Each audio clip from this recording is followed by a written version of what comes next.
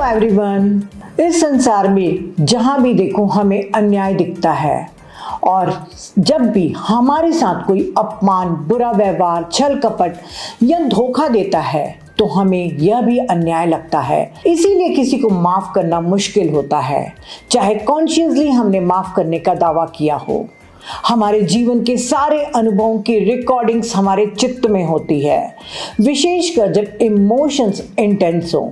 इसीलिए ही गहरे दुख की यादें बार बार पलटकर हमारी पीड़ा को और बढ़ाती हैं और हम उस व्यक्ति से नफरत, क्रोध या अपमानजनक व्यवहार करते हैं और हमें लगता है कि हम अपने साथ न्याय कर रहे हैं। रिचर्ड बाश ने कहा है, the mark of your ignorance is the depth of your belief in injustice and tragedy. आपकी अज्ञानता का प्रतीक अन्याय और त्रासदी में आपके विश्वास की गहराई है। ठीक ऐसे ही ऋषि पतंजलि ने योग सूत्र में 5 क्लेशों का उल्लेख किया है जो जीवन में हमारे सभी दुखों के लिए जिम्मेदार हैं। पहला अविद्या, इग्नोरेंस। दूसरा अस्मिता यानी अहंकार। तीसरा राग यानी अटैचमेंट। चौथा द्वेष यानी नाराजगी, शत्रुता। पांचवा अभिनिवेश यानी मृत्यु का भय। इन 5 क्लेशों में से सबसे ज्यादा महत्वपूर्ण अविद्या है, क्योंकि सबसे गंभीर प्रकार का दुख हमारे वास्तविक स्वरूप के बारे में हमारी अज्ञानता के कारण होता है। अहंकार, मैं, मुझे और मेरा की प्रबल भावना है। लोगों, स्थानों और रोल्स के प्रति प्रबल लगाव यानी अटैचमेंट भी अहंकार के कारण होता है और यह तब पीड़ा का कारण बनता है जब चीजें ठीक वैसी नहीं होती जैसी हम चाहते हैं। इसीलिए लोगों को अज्ञानता के कारण ही किसी को माफ करना, लेट गो करना बहुत मुश्किल होता है। आज हम इस अज्ञानता के बारे में जानने की कोशिश करते हैं। बाइबल में एक गहरा कथन है, यदि आप क्षमा नहीं करते तो ईश्वर आपको क्षमा नहीं करता है। If you don't forgive, God can't forgive you. इन छंदों का इजोटेरिक सेंस में अर्थ है कि यदि आप दूसरों को क्षमा नहीं करते हैं तो आप अपने स्वयं के नकारात्मक कर्म और पीड़ा को बढ़ा रहे हैं। लेकिन यदि आप दूसरों को माफ कर देते हैं, भले ही उन्होंने आपके साथ सबसे बुरी चीजें की हो, तो आपके कर्म संबंधी दुख कम हो जाते हैं। परंतु किसी को क्षमा करने से आपके बुरे कर्म दूर नहीं हो जाएंगे, क्योंकि कर्म इस तरह से काम नहीं करता है। हमें अपने बुरे कर्मों के फलों का अनुभव करना पड़ता है, क्योंकि ब्रह्मांड का काम संतुलन व सामंजस्य स्थापित करना है। लेकिन पीड़ा मुख्य रूप से मन में अनुभव की जाती है, ना कि बाहरी परिस्थितियों में। कि जीवन में दुख तो आता रहेगा, पर पीड़ा यानी सफरिंग हमारे क्षमा न कर पाने के कारण है। इसीलिए कड़वाहट, निराशा, आक्रोश, क्रोध, घृणा आदि को छोड़ देना कभी कभी किसी के दुख को काफी हद तक कम कर सकता है, भले ही यह किसी की बाहर की परिस्थितियों को न बदले। मैडम ब्लेवेस्की ने कर्मा को ब्रह्मांड का अंतिम नियम कहा है और साथ ही ब्रह्मांड को नियंत्रित करने वाली शक्ति कहा है। यह पुनर्जन्म से अभिन्न रूप से जुड़ा हुआ है, क्योंकि आप सभी पिछले कर्मों का अनुभव करने और उनका भुगतान करने के लिए ही पुनर्जन्म लेते रहते हैं। कानूनों का वह कानून कर्म है और इसे देवताओं ने नहीं बनाया है। कानून पहले था, देवता बाद में आए। कर्म हमें हमारे किए गए कार्यों का प्रतिफल देता है और यह पूरी तरह से निर्भर करता है कि हमने गुड कर्मास किए हैं या बैड कर्मास। जब ऐसे कार्य करते हैं जो दर्दनाक फल उत्पन्न करते हैं, जिन्हें ब्रह्मांड से तब तक समाप्त नहीं किया जा सकता जब तक कि उन्हें उत्पन्न करने वाला व्यक्ति अपनी लाइफ में क्षतिपूर्ति नहीं करता है।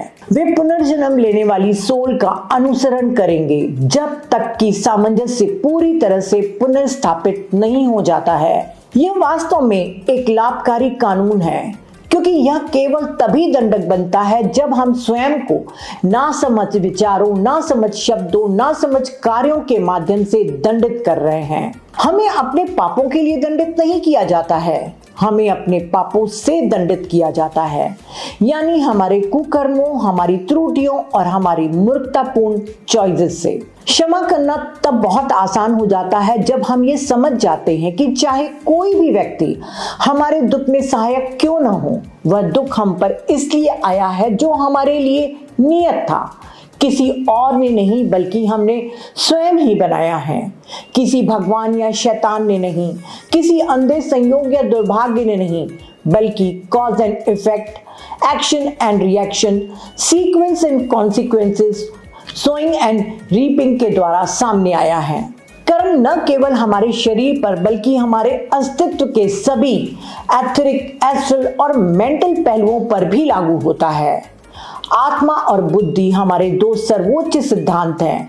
वे न तो कर्म बनाते हैं न ही कर्म का अनुभव करते हैं। हम देख सकते हैं कि जहां क्रिश्चियनिटी अक्सर फॉरगिवनेस की बात करता है, वहीं पूर्वी और भारतीय धर्म शायद ही कभी इसका स्पष्ट रूप से उल्लेख करते हैं। संपूर्ण भगवद गीता, धम्मपद, पतंजलि के योग सूत्र, उपनिषद में भी क्षमा का नाम लेकर कहाँ उल्लेख किया गया है और स्पष्ट रूप से एक स्पेसिफिक सब्जेक्ट के रूप में इस पर बात नहीं की गई है।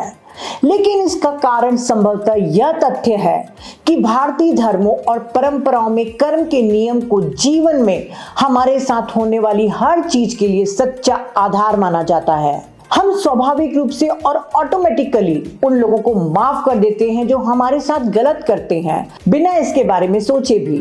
एक बार जब कर्म के नियम की वास्तविकता हमारे मन, चेतना और डेली थॉट प्रोसेस में समा जाती है, तो क्षमा भी तेजी से हमारे अंदर समा जाती है। दुनिया में सामान्य दैनिक जीवन में चीजें बहुत अधिक अन्याय दिखाई देती हैं, लेकिन मैडम ब्लेवेस्की बताती हैं कि पिछले जन्मों में बोला गया कठोर शब्द नष्ट नहीं होता है बल्कि फिर से आता है। काली मिर्च का पौधा गुलाब को जन्म नहीं देगा, न ही स्वीट जास्मीन कांटे को जन्म देगा।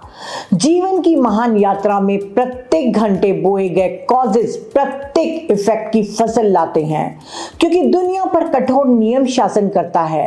यह जीवन में बिना कोई गलती किए शक्तिशाली प्रवाह के साथ हमारे सभी पूर्व कर्मों और विचारों की कर्म संतान सुख या दुख लाता है।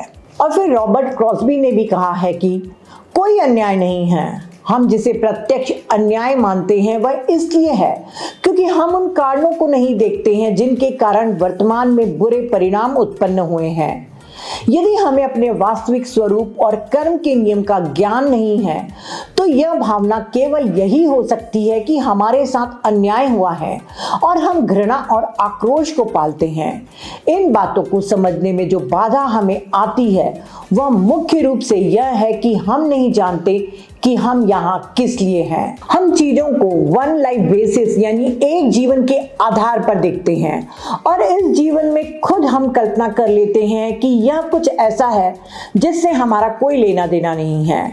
अपने दृष्टिकोण के अनुसार दूसरों को स्वयं से अधिक भाग्यशाली देखकर हम जानना चाहते हैं कि ऐसा क्यों है।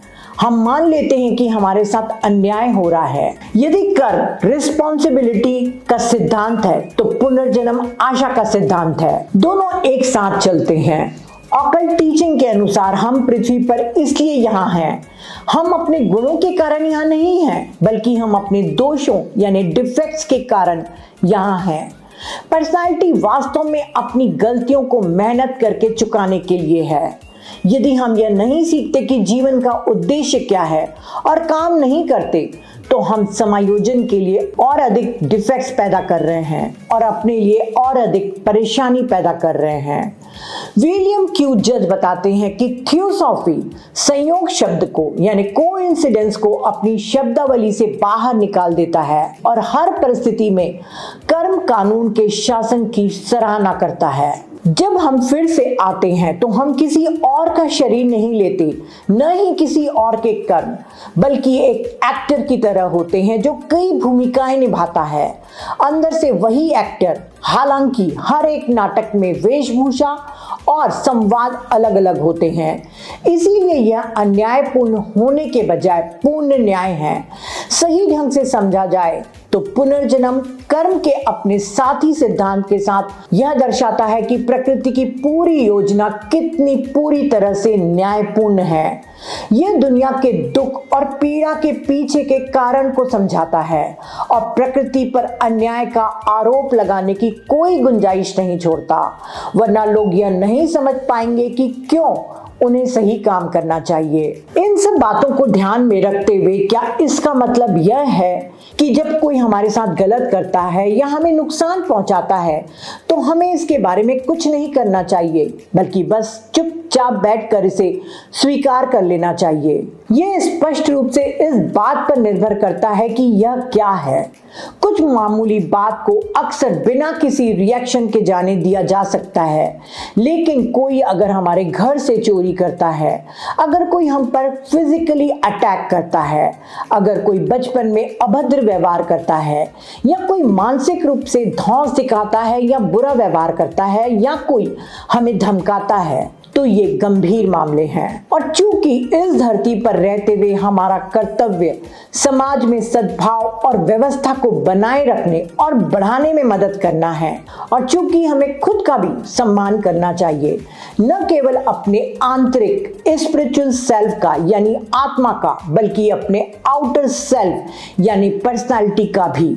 अगर हमारे साथ ऐसी कोई घटना होती है तो हमें कुछ न कुछ कार्यवाही करनी चाहिए। अगर कोई वास्तव में ऐसा नहीं करना चाहता है या इससे भी बुरा होने और रिवेंज की संभावना के कारण डरता है, तब ऐसे मामलों में वे दूसरों की मदद ले सकते हैं। ये बिल्कुल स्पष्ट है कि हमें अपने लिए उतना ही न्याय करना है जितना हम किसी और के लिए करते हैं। वास्तव में पूर्ण न्याय, जैसा कि मैडम ब्लेवेस्की कहती हैं कि यह फंडामेंटल रूल है। वह पुस्तक में आगे कहती हैं कि न्याय में किसी भी जीवित प्राणी को कोई चोट नहीं पहुंचाना है, लेकिन न्याय यह भी आदेश देता है कि हम कभी भी एक निर्दोष व्यक्ति को या दोषी को भी चोट न पहुंचाएं। इसीलिए भले ही हम इस बात की परवाह नहीं करते कि किसी ने हमें लूटा है या हम पर हमला किया है, लेकिन तथ्य यह है कि अपराधी किसी समय दूसरों के साथ भी ऐसा ही करने की संभावना रखता है, और इसीलिए जितनी जल्दी उन्हें ऐसा करने से रोका जाएगा, सभी संबंधित लोगों के लिए उतना ही बेहतर होगा। और अगर वे दूसरों को नुकसान पहुंचाते हैं क्योंकि हमने उनके बारे में शिकायत नहीं की, तब हमने अन्याय किया होगा। हम अपने लिए जो भी न्याय चाहते हैं वह समान नहीं होना चाहिए, जैसे कि आंख के बदले आंख और दांत के बदले दांत आदि, क्योंकि यह इस दुनिया में नकारात्मक व्यवहार के चक्र को मजबूत और लंबा करता है। महात्मा गांधी ने कहा है कि आंख के बदले आंख पूरी दुनिया को अंधा बना देती है। माफ करने का शाब्दिक अर्थ है देना। Forgive is to give for, यानी किसी चीज के लिए किसी और चीज को छोड़ना, अर्थात दूसरे के बुरे व्यवहार के लिए फीलिंग या एटीट्यूड को बदलना। फॉरगिवनेस एक निश्चित क्षण, एक निश्चित चॉइस और उस चॉइस को बनाए रखने का दृढ़ संकल्प है। कंपैशन के साथ और समय के एक निश्चित बिंदु के साथ इसे किया जाना चाहिए, जहां से आप तय करते हैं कि इस क्षण से आगे मैं माफ करता हूं, चाहे वह कोई भी हो। कभी कभी हमें अपने द्वारा भी किए गए मूर्खतापूर्ण और बुरे चॉइस और कार्यों के लिए खुद को माफ करना पड़ता है। फॉरगिवनेस में मेमोरी का पहलू भी शामिल है। The voice of silence book में मैडम ब्लेवेस्की कहती हैं, अपने अंदर से अतीत के अनुभवों की सभी यादों को मिटा दो, और आगे कहती हैं कि पीछे मत देखो, नहीं तो तुम खो जाओगे। इसका मतलब यह नहीं कि अपने हर एक पिछले एक्सपीरियंस को भूल जाओ। यह उन एक्सपीरियंस को संदर्भित करती हैं जो हमें याद रखने और दिमाग में लाने के लिए बिल्कुल भी अच्छे नहीं हैं। यह एक सूक्ष्म प्रक्रिया है, क्योंकि हमें यह याद रखना होता है कि ऐसी ऐसी चीज हमारे लिए हानिकारक थी, ताकि हम इसे दोबारा न करें और इससे सीखे गए लेसन्स को अपने साथ लेकर चलें। विलियम जज की यह सलाह याद रखने लायक है। माफ करो और काफी हद तक भूल जाओ। ऐसा नहीं कि बिल्कुल पूरी तरह से भूल जाओ, बल्कि काफी हद तक या ज्यादातर भूल जाओ, यानी लेसन्स याद रहें। द की टू थियोसॉफी में ब्लेवेस्की लिखती हैं कि एक व्यक्ति जो कर्म में विश्वास करता है फिर भी खुद से रिवेंज लेता है और हर चोट को माफ करने से इनकार करता है, क्योंकि कर्म उस व्यक्ति को दंडित करना सुनिश्चित करता है जिसने उसके साथ अन्याय किया है, पर अपने दुश्मन को अतिरिक्त दंड देने की कोशिश करके वह उस दंड को अपने हिस्से में जोड़ता है और भविष्य में फिर भुगतान करता है।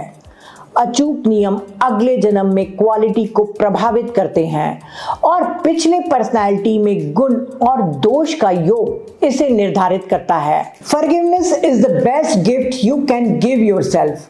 क्षमा सबसे अच्छा उपहार है जो आप स्वयं को दे सकते हैं। लीडरशिप वॉल्यूम 2 में टॉरकॉम सर्डियन फॉरगिवनेस की इंपॉर्टेंस को बताते हैं। पहला, क्षमा हमें दर्दनाक विचारों से मुक्त करती है, वरना ये हमारे ऑरा में फिजिकल, इमोशनल और मेंटल बॉडी में रजिस्टर होती है। जब हम माफ कर देते हैं, लेट गो कर लेते हैं, तो वे विघटित होने लगते हैं, वरना इस तरह की गड़बड़ी अंततः ग्लैंड्स में प्रवेश करती है और कई शारीरिक बीमारियों का कारण बनती है। हमें हर दिन सूर्यास्त के समय 5 या 6 मिनट उन लोगों को माफ करने में बिताना चाहिए जिनके प्रति हमारे मन में बुरी भावनाएं हैं। जीसस ने कहा है कि सूर्य अस्त होने तक अपने क्रोध को न रहने दें। Let not the sun set upon your anger. यह बेहतर स्वास्थ्य के लिए एक मनोवैज्ञानिक कुंजी है। यदि मन में क्रोध के थॉट फॉर्म के साथ सोने जाते हैं तो आप नींद के दौरान इसे अपने एस्ट्रल और मेंटल बॉडी में भेज देंगे। एंगर, हेट्रेड, रिवेंज वहां अधिक प्रभावशाली होंगे और वे वास्तव में आपकी एस्ट्रल बॉडी को विकृत कर देंगे। दूसरा, क्षमा न करने से हमारे नर्वस सिस्टम में तनाव और जलन पैदा होती है और इम्पेरल पैदा होता है। ये नर्वस सिस्टम में जमा हुआ जहर है। इरिटेशन इथरिक बॉडी को जला देती है और एथरिक नर्व्स पर जमा होने वाले इम्पेरल का निर्माण करती है। जब ऐसा होता है तो वाइटल एनर्जी की इलेक्ट्रिसिटी फिजिकल बॉडी और ग्लैंडुलर सिस्टम तक नहीं जा पाती। जब आप क्षमा नहीं करते हैं तो आप हमेशा खुद को उन दुखदाई बातों के लिए याद दिलाते रहेंगे जो किसी ने आपके साथ की या कही। आप हमेशा घबराए और चिड़चिड़े रहते हैं और आत्महत्या की धीमी प्रक्रिया से गुजरते हैं। बाइबल में कहा गया है, बदला मेरा है, रिवेंज इज माइन। कर्म का नियम सब कुछ संभाल लेगा, इसीलिए बदला लेने की कोशिश मत करिए। जब आप बदला लेने की कोशिश करते हैं तो आप और अधिक कर्म बनाते हैं।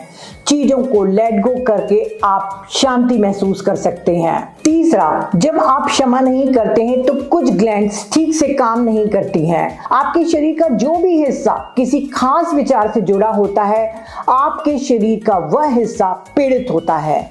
उदाहरण के लिए, जब कोई व्यक्ति आपका अपमान करता है या चोट पहुंचाता है, आप उसकी आंखों, मुंह या हाथों की हरकतों को देखते हैं, तो आप अपनी नफरत के जरिए अपने भीतर भी ऐसा ही तनाव पैदा करते हैं। यह तनाव बाद में आपके शरीर में उसी जगह पर केंद्रित हो जाएगा जहां आपको उस व्यक्ति के हाव भाव सबसे ज्यादा नापसंद थे।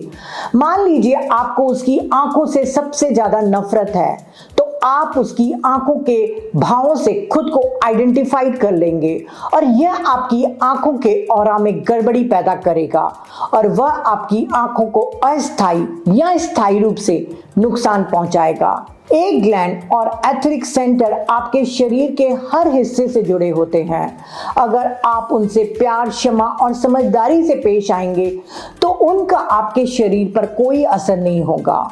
यह आपकी इरिटेशन, घृणा और क्षमा न करने की आदत है जो उन्हें आपके लिए प्रभावी और हानिकारक बनाती है। चौथा, क्षमा न करने की वजह से आपकी मेंटल कंसंट्रेशन बुरी तरह प्रभावित होती है और आप कई गलतियां करते हैं। आप साधारण चीजें भी भूल जाते हैं, जैसे कि आपने पेन कहाँ रखी थी या कागज का एक टुकड़ा कहाँ रखा था। निगेटिव विचार आपके ब्रेन को नुकसान पहुंचा रहा है और आपको महत्वपूर्ण चीजों पर ध्यान केंद्रित करने से रोक रहा है। पांचवा, किसी व्यक्ति का रवैया किसी दर्दनाक घटना से प्रभावित होता है और वह घटना उसके अधिकांश जजमेंट और रिश्तों को नियंत्रित करती है। उदाहरण के लिए, अगर कोई व्यक्ति अपने बॉस पर गुस्सा करता है और उनके बीच नफरत है, तो वह अपने घर, अपनी पत्नी और बच्चों के पास जाता है और उनके प्रति चिड़चिड़ापन या उदासीनता दिखाता है, जिससे उनके साथ उसके सभी रिश्ते भी खराब हो जाते हैं। छठवां, क्षमा न करने से आपको परफेक्शन का एक गलत विचार मिलता है। जब आप किसी और से नफरत करते हैं तो ये सोचते हैं कि आप परफेक्ट हैं। उदाहरण के लिए यदि कोई आपको हर्ट कर रहा है तो आप नफरत करते हैं और उसकी आलोचना करने लग जाते हैं, क्योंकि आपको लगता है कि वह गलत कर रहा है और आप सही कर रहे हैं। जब आपके मन में ऐसा रवैया स्थापित हो जाता है तो आपको लगता है कि आप बेस्ट व्यक्ति हैं। आपके रवैये के कारण जीवन प्रतिक्रिया करेगा और आपको तब तक हराएगा जब तक आप क्षमा करना और सही ह्यूमन रिलेशंस का अभ्यास करना नहीं सीख जाते और यह नहीं सीख जाते कि आप वास्तव में क्या हैं। 7वां, आध्यात्मिक विकास के मार्ग पर क्षमा न करने से आप हायर वर्ल्ड्स पर आगे नहीं बढ़ सकते।